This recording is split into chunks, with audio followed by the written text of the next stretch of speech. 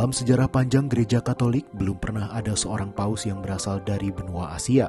Namun belakangan, nama Kardinal Luis Antonio Tagle dari Filipina dianggap sebagai salah satu kandidat kuat untuk menjadi penerus Paus Fransiskus. Sosoknya yang karismatik, rendah hati, dan progresif telah menarik perhatian umat Katolik dari berbagai penjuru dunia. Harapan baginya pun disematkan menjembatani relasi gereja utara dan selatan.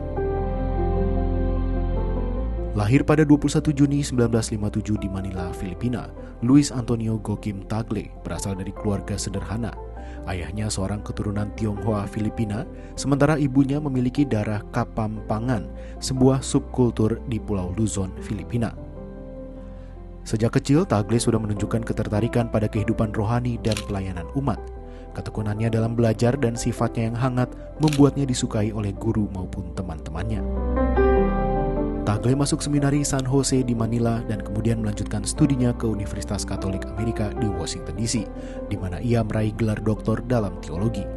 Disertasinya tentang Konsili Vatikan II menunjukkan pemikirannya yang mendalam tentang masa depan gereja Katolik yang lebih inklusif dan relevan dengan zaman. Pada 2001, ia diangkat sebagai Uskup Imus, sebuah keuskupan kecil di dekat Manila. Di sana, Tagle dikenal karena pendekatan pastoralnya yang merakyat. Ia kerap mengunjungi komunitas-komunitas miskin, mendengar langsung keluhan umat dan mendorong para imam menjadi gembala sejati, bukan sekadar pejabat gereja. Karir gerejawi Tagle menanjak cepat setelah tahun 2011, Paus Benediktus ke-16 menunjuknya sebagai Uskup Agung Manila, salah satu posisi tertinggi dalam hierarki gereja Katolik di Asia. Setahun kemudian ia diangkat menjadi kardinal, menjadikannya sebagai salah satu dari sedikit kardinal Asia berpengaruh di Vatikan. Kedekatan Tagle dengan Paus Fransiskus sangat terlihat. Keduanya memiliki pandangan serupa tentang gereja yang bersifat sinodal, yaitu berjalan bersama umat, bukan memerintah dari atas. Tagle juga dikenal sangat vokal dalam menyuarakan kepedulian terhadap kaum miskin, migran, dan mereka yang terpinggirkan.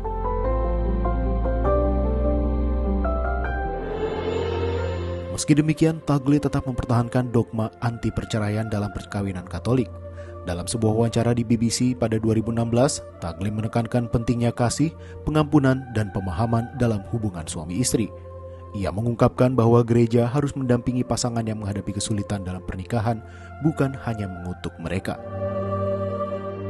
I see also the consequences on the children.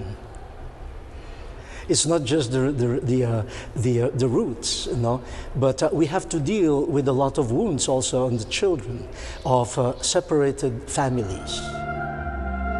Namun, Tagle tetap mempertahankan dogma gereja yang menentang aborsi dan menyebut kontrasepsi sebagai ateisme praktis. Ia sering digambarkan sebagai wakil sayap progresif gereja. Bahkan ia mengkritik gereja Katolik karena menggunakan bahasa kasar untuk menggambarkan LGBT dan orang Katolik yang bercerai dan menikah lagi. Kardinal Tagle juga seorang pendukung izin bagi umat Katolik yang bercerai dan menikah lagi untuk menerima komuni meski berdasarkan kasus per kasus. Dalam berbagai kesempatan, Tagle juga menekankan pentingnya mendengarkan suara umat, terutama kaum muda. Ia percaya bahwa gereja harus bersikap terbuka terhadap perubahan tanpa kehilangan akar spiritual dan ajarannya. Pandangannya ini membuatnya dianggap sebagai figur transformatif yang mampu menjembatani tradisi dan modernitas. Tagle juga menunjukkan keberanian menanggapi isu-isu sosial. Ia pernah mengecam ketimpangan ekonomi global, kekerasan terhadap perempuan, dan kebijakan imigrasi yang tidak manusiawi. Dalam satu homilinya, ia menyebut bahwa iman tanpa aksi sosial adalah bentuk kesombongan spiritual. Di mata banyak umat, Tagle bukan hanya seorang kardinal, tetapi juga seorang gembala sejati. Ia dikenal tidak segan turun langsung ke tengah masyarakat, mengunjungi para korban banjir atau menyapa umat miskin di pinggiran kota Manila. Ia membawa semangat Injil dalam tindakan nyata. Meski dikenal sebagai sosok yang rendah hati dan penuh senyum, Tagle tidak menghindar dari perdebatan teologis. Ia berani mengangkat isu kontroversial seperti peran perempuan dalam gereja dan perlunya transparansi dalam menangani skandal pelecehan seksual. Namun semua itu ia sampaikan dengan nada damai, penuh kasih, dan tanpa menghakimi.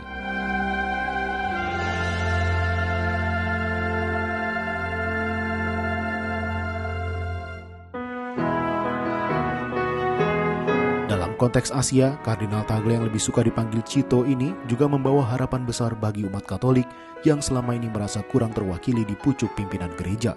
Dengan latar belakang multikultural dan pengalaman pastoralnya di negara berkembang, ia dianggap mampu menghadirkan suara baru yang segar dan kontekstual. Sejumlah pengamat menyebut bahwa latar belakang multikultural Tagle mencerminkan wajah gereja Katolik yang semakin global. Di tengah krisis moral, sosial, dan ekologi yang melanda dunia, gereja membutuhkan pemimpin yang tidak hanya mengerti teologi, tetapi juga memiliki empati dan koneksi emosional dengan umat.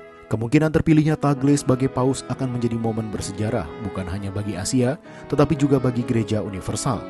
Ia akan menjadi simbol dari gereja yang benar-benar global, yang mampu merangkul semua budaya, bahasa, dan kondisi sosial.